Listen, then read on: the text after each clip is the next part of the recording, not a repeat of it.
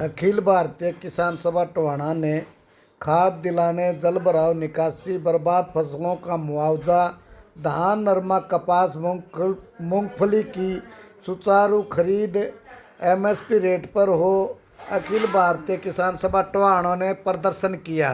बर्बाद फसलों का मुआवजा दो, अखिल भारतीय किसान सभा जिंदाबाद, जिंदाबाद, जिंदाबाद। परिवार का कोई सदस्य मारा गया उसको कम से कम 10 लाख रुपए मुआवजा प्रति मेंबर के हिसाब से दिया जाए। जो मकान गिर गए, बिल्कुल ध्वस्त हो गए, उनको 2 से 4 लाख रुपए मुआवजा घर के हिसाब से उसका मिनिमम मौके पे दिया जाए और जल्दी से जल्दी दिया जाए। और जो अपना सेम का एरिया है, ये भीमे वाला है, बिठुणे का जो एरिया है, चतैन का, इसके पानी की निकासी का स्थायी प्रबंध किया जाए और जल्दी से जल्दी किया जाए ताकि उन साथियों की गेहूं की बिजाई हो सके और आने वाले समय में ऐसी समस्या ना आए। पीछे भी ये सेम की समस्या थी, 2-3 फसलें उनकी लगातार बिजाई नहीं होती, तो वो साथी अपना गुजर बसार कैसे करेंगे। और जितनी भी फसलें हैं, फसल का सीजन है, एक तो मंडियों में कोई तरपाल का या किसी प्रकार का प्रबंध नहीं है। हमारी जो फसलें हैं वो खुले आसमान के नीचे भीग जाती हैं, फिर उसके अंदर वो डिस्कलर भी होगा, मॉइस्चर भी आएगा, बिकने में समस्या आती है। हर प्रकार की फसल एमएसपी पे समय के अनुसार जल्दी से जल्दी बिके और मंडी में समय पे उठाएं। जो ये सेलरों वाले मनमर्जी का रेट ले रहे हैं, 2021-2200 में जीरी ले रहे हैं, तो इनके ऊपर नकेल कसी जाए और इनकी शर्त लगाई है, ये हटाई जाए। कोई जिम्मेदार सब्जी बेच रहा है, सब्जी का तो पंजीकरण ही नहीं है अपने यहाँ पे, तो उसको खाद डीएपी यूरिया कहाँ से देंगे? ऐसे हमें दिक्कत आएगी। और सब्जी के अंदर यूरिया या डीएपी की आवश्यकता समय से पहले या बाद में ही होती है। जो सीजन से पहले, आज से महीना पहले बिजाई की है, उसको कौन से पंजीकरण में लेंगे? समस्याएं आती हैं।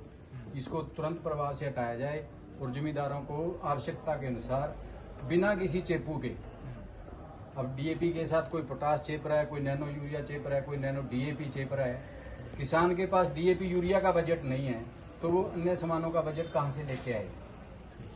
ठीक है, इन चीजों पर तुरंत समाधान किया जाए। और जो ये पराली का है, कोई किसान आग लगा के खुश नहीं है। सबसे पहला नुकसान हमारे परिवार को, हमारे बच्चों को, हमारे पशुओं को, हमारी खेती को होता है। ये टोहाना भी बाद में आएगा और दिल्ली तो जाएगा, पता नहीं जाएगा धुआं, नुकसान सबको होता है। तो पराली के लिए ज्यादा से ज्यादा बेलर और उनका उठान समय पे हो। और जो बेलरों वाले कुछ तो निजी हैं, वो लेते हैं पैसे, कुछ अपनी जो ये फैक्ट्री लगी हुई है बुन्ना के पास, इसमें जो बेलर है अपने एरिया में फैक्ट्री लगी है, इसका प्रदूषण भी तो हम सहन करते हैं ना। ऑक्सीजन तो वो भी नहीं निकालती, वही पराली वहां से जाके जलती तो वहां भी है। पर कम से कम हमें बेलर समय पे दें और फ्री में हमारी गांठें बना के समय पे उठाई जाए। और हम उम्मीद करते हैं कि आप हमारी बात को सुनोगे। और कोई और साथी की कोई सर, एक छोटी सी बात है, जैसे कि बेलर है पराली इकट्ठी करने वाला, ये छोटे दिन जिम्मेदार के पास तो आते ही नहीं है। इसका भी एक समाधान जरूरी है। ना करेंगे, इसका भी करेंगे। जैसे मान लो मेरे पास है 1 एकड़ जमीन है, फसल जो वो उसकी काम की है। मेरे पास पिछले साल भी ऐसे ही हुआ था, अपनी तरफ से पैसे दे के 2000 रुपए पंजाब का बेलर मंगा के उसको पराली में गांठें। नहीं, इस बार बेलरों की कमी नहीं है अपने पास, इस बार है बेलर।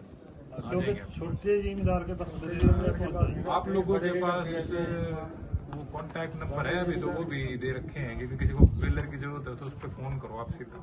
जी सर, करते नहीं जी, 20-20 बार रजिस्ट्रेशन कराते हैं। परसों आपका बेलर आएगा, हफ्ता बाद बेलर आएगा, वो सारे दिन निकल जाते हैं। अच्छा, आते नहीं है ऑनलाइन सिस्टम। सर पिछले साल मैंने 4 बार ऑनलाइन बुक करवाई बेलर, लेकिन मौके पे नहीं पहुंचा।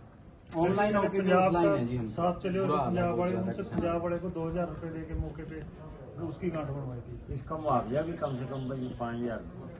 हाँ जी, इसका खर्चा बहुत पड़ता है जी पराली का। ऐसे इतनी मतलब 4 बार जो भी मांगे है ना आप, हाँ जी, हम ऊपर तक पहुँचाएंगे बिल्कुल। जल्दी साथी।